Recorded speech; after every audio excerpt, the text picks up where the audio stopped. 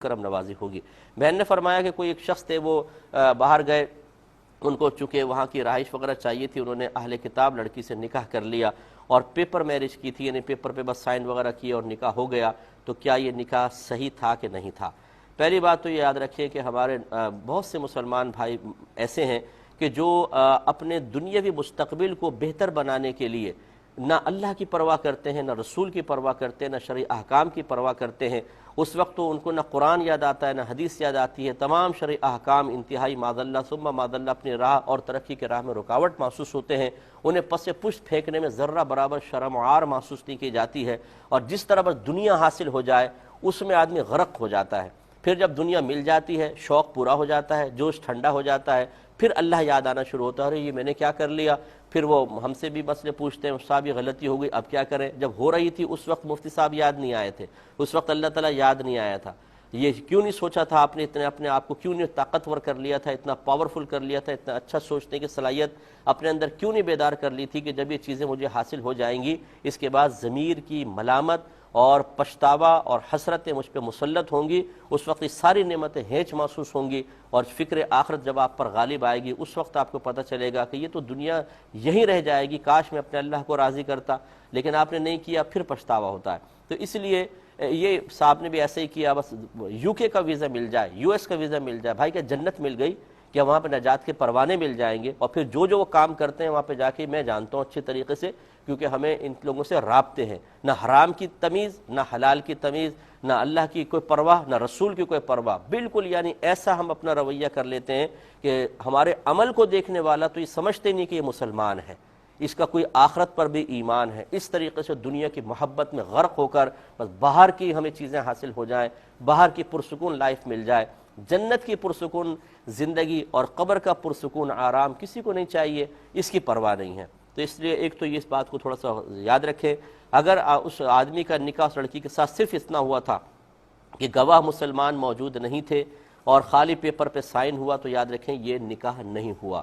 ہاں، اگر ایک مسلمان اپنا نکاح کرے گا تو پھر اس کے لیے ضروری ہے کہ کم از کم 2 عاقل بالغ مسلمان مرد یا ایک مرد اور 2 عورتیں وہاں پر بطور گواہ موجود ہوں، پھر باقاعدہ ایجاب و قبول ہو تو یہ نکاح ہوگا۔ اور اہل کتاب حضرات جو ہیں بہت سے ایسے ہیں باہر کے ملکوں میں، خاص طور پر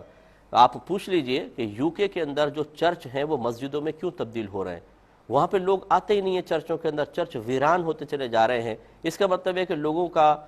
جو کرسچنز وہاں کے حضرات ہیں جو اپنے آپ کو کہتے ہیں، ان کا مذہب سے رشتہ بہت ہی کمزور ہو چکا ہے۔ جب کمزور ہو چکا ہے تو اللہ تعالیٰ کے بارے میں جو اہل کتاب کا اصل تصور تھا وہ تصور بھی کمزور ہو چکا ہے، تو بہت سے تو ایسے ہیں جو اہل کتاب ہیں ہی نہیں۔ اس پر میں کلام کرتا ہوں لیکن ایک بریک کے بعد۔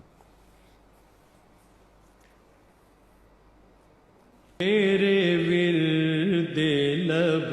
ہے نبی، نام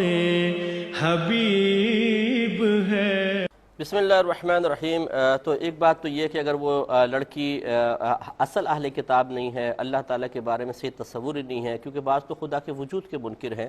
تو پھر یہ تو نکاح ہوا ہی نہیں، اور گواہ نہیں تھے تو پھر نہیں ہوا۔ اور اگر بالفرض ہو بھی گیا تھا تو آپ نے خود آگے بیان فرمایا کہ اس نے 3 طلاقیں بیوی کے سامنے اس کو دے دی، کہ میں قرآن پہ ہاتھ رکھ کے غالباً کہا کہ میں اس کو طلاق دیتا ہوں، اور